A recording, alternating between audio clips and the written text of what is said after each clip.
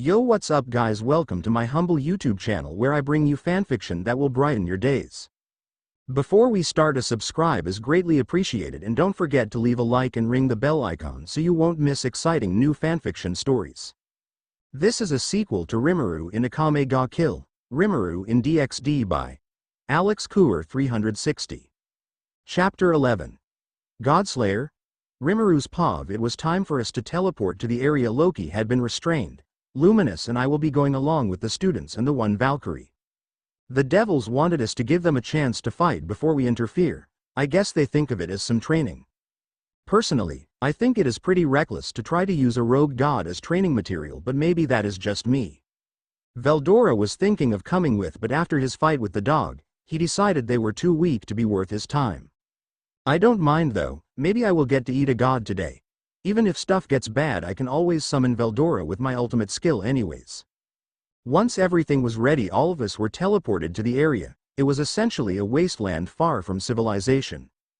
When we arrived, we saw a bright pyramid that presumably held Loki for the time being. Luminous and I stepped back to watch while the other pushed ahead to capture Loki once Odin sent Mjolnir. The battle started and Loki summoned some other creations. They seemed fairly strong and, in my opinion, were stronger than what the students could currently handle. I am their teacher after all, and being around them for long enough has allowed me to accurately grasp their abilities. For the most part, I do not have a large enough sample size, but I would imagine that compared to others they're not too strong. The more I watched the fight, the more I became slightly disgusted with Loki. He had so much more strength than the others but was still getting hit and restrained at some points. If I was Loki in this situation, I would be beyond embarrassed. After a while, the devils were able to stall enough and Mjolnir arrived. When Issei was going to grab it, however, Fenrir intercepted him and bit him. With the linchpin of their plan heavily injured, it seems like I would have to step in. In my mind, this was inevitable from the start. I quickly took out my sword and grew my wings. I turned to Luminous before leaving.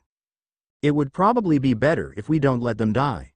Luminous then descended down to where the others were while I rushed toward Loki. Luminous POV as Rimuru grew wings and rushed towards Loki at speeds most couldn't see. I descended towards the students. As I neared them, I saw how they are seemingly powered up once the perverted boy got hurt and started beating back the enemy. I have been here for so long, but I still don't understand how this world works. When I arrived at the group of students, suddenly Fenrir was wrapped in chains and taken away by two people who identified themselves as working with the White Dragon Emperor. Well, this fight just got way more boring. I guess I'll just watch Rimuru since the Issei boy got healed already. Third-person POV in another area of Hell. Odin, Michael, Azazel, and the Satans were watching the fight with Veldora reading off to the side. Azazel was the first to speak. It seems like Rimuru is going to fight Loki now. It doesn't seem like he is going to use Mjolnir though. Chapter 12. Looking for a new sword. Rimuru's POV. It has been some time since the incident with Loki, and things have returned to normal across almost all fronts. The only thing that has changed is that now I am looking for a new weapon. By talking with Luminous and Veldora, I quickly learned none of us are cut out to be blacksmiths. With that knowledge, I decided that finding an already existing sword and soaking it in my aura would be the best plan. Of course, in theory I could ask our esteemed allies for something like that, but after what I showed against Loki, it is doubtful they would be excited to make someone capable of slaying gods even more powerful. Asking for a favor like that also does not come free. I prefer to not be indebted to anyone because I am sure that my payment would come in the form of something troublesome. With all this in mind, I asked Luminous and Raphael Sensei to help me gather information and where I could find a missing or stolen sword with a sufficient amount of power. Currently, I am sitting on the couch in our house talking with Luminous. I am dressed ready to go to school and Luminous is dressed as a maid since we will be going out soon. In all honesty, Rimuru, the easiest way for you to get a good quality sword would be to do heaven a great service and ask for it in compensation. For one reason or another, those angels keep a ton of relics in vaults in heaven and in the church doing nothing but collecting dust. To Luminous's words, I had to agree. Doing a deed first would allow me to not owe them a favor, and it would build a rapport with the angels and help me gain their trust easier. Since we were not making any progress, I decided this was a good idea. Okay, sure. Do you know anything we can go and do to warrant such a generous reward from them?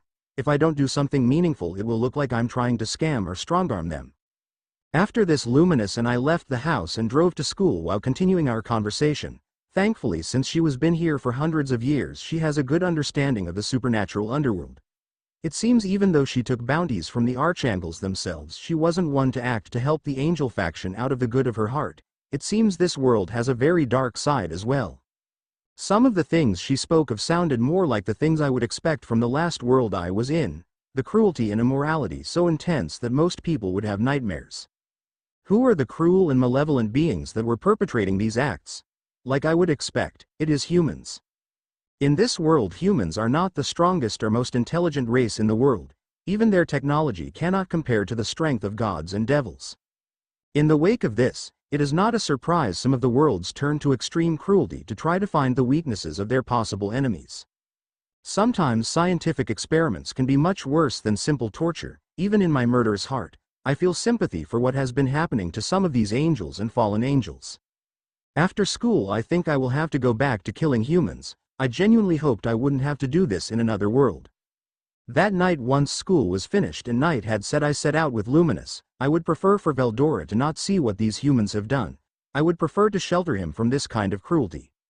With that, Luminous brought me to the city of Sin, Las Vegas. According to here, this city is currently off limits to lower and middle tier angels pending a formal investigation after many disappearances in the area.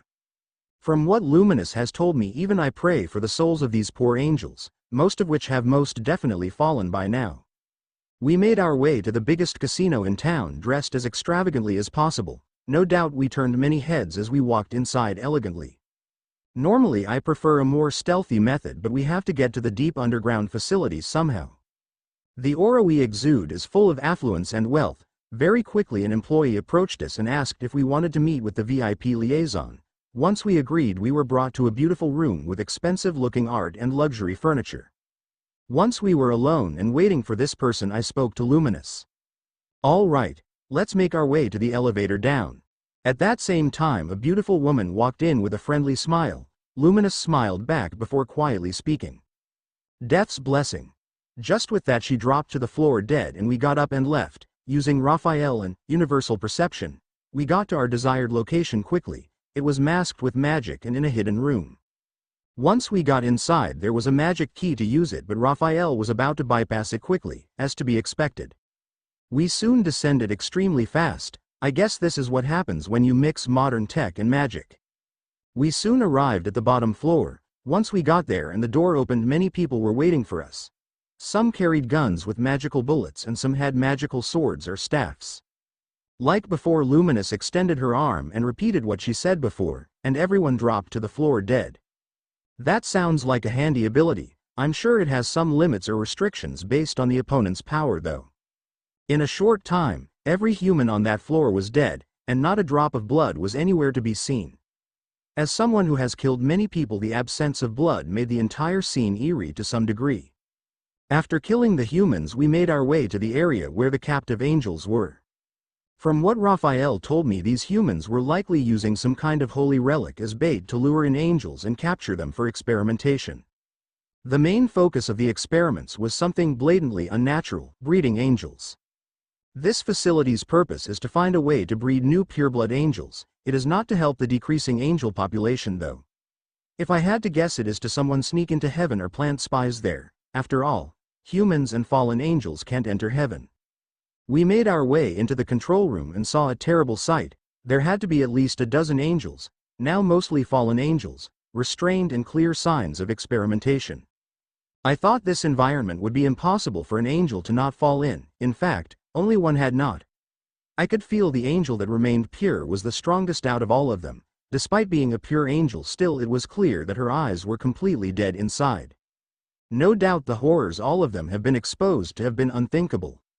On the way through the floor, I ate the server room so Raphael could learn what has been happening here. As she started explaining, it was even crueler than I imagined. The humans were searching for a way to breed pure angels. When forcing sex didn't work, they tried other methods that caused all the angels to eventually fall. The only one that hasn't fallen is named Rachel and is the strongest. She possesses 3 sets of wings, making her a 6-wing angel.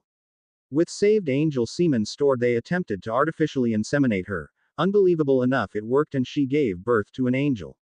Unfortunately enough, it is difficult for children who know nothing to stop themselves from falling. When her son felt strong negative emotions for the first time, he fell and became a fallen. In response to this, the researchers were furious and killed the young child right in front of his mother to see if it would cause her to fall, since they decided they needed new angels anyways. In some way, I don't fully understand, her body started turning but her mind stayed pure and eventually stopped herself from falling. That is why she has the uncharacteristic black hair normal angels don't possess. Greater than. After that, we exited the control room and went to where all the prisoners are. Once we opened the door and they recognized it was not their captor, they all screamed, begging for death. All other than Rachel, her gaze didn't shift from the floor she had been looking at before. I do not blame the others for their wish. They are fallen now and cannot return to heaven. Their spirit is broken and death is the easiest way to escape the pain embedded deep within their souls. After a nod, Luminous brought their souls to rest. Even I let out a small prayer that they may live a happy life when they are born again. The only people left were Rachel, Luminous, and I. The only people left were Rachel, Luminous, and I. I looked deeply into her deep royal blue eyes that had a bright glow to them. Once she was released, she stayed completely still and kept looking at the ground. After a while, I heard a beautiful voice quietly speak. God is dead, isn't he? I was a little surprised. I understood that not many people knew that the God of the Bible was dead, but I guess I assumed all angels knew.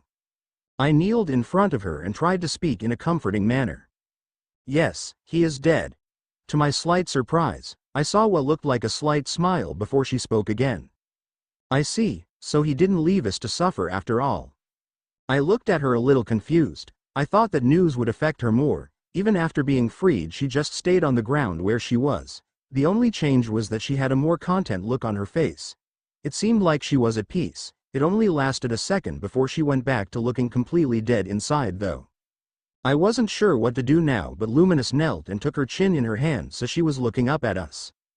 Now what will you do, Miss Rachel? You are free now. The world is a grand place you can explore now. With a more emotionless voice than before she responded. I will stay here until the Lord is reborn so I can pledge myself to him once again. That seems pretty dumb to me personally. From what I was told, he was dead. I have no clue if he even can come back. It seemed Luminous had a plan though. Psalm chapter 25 verse 4. NLT, show me the right path, O Lord. Point out the road for me to follow. Is it not the will of your Lord to go out and do the good work now that you have been freed from your captivity? Are you the kind of angel who only acts to please God as an individual instead of his ideas and wishes? Is it not true that God acts in indirect ways? Surely he does not intend for you to sit here and wait for him. Luminous can be scarily convincing.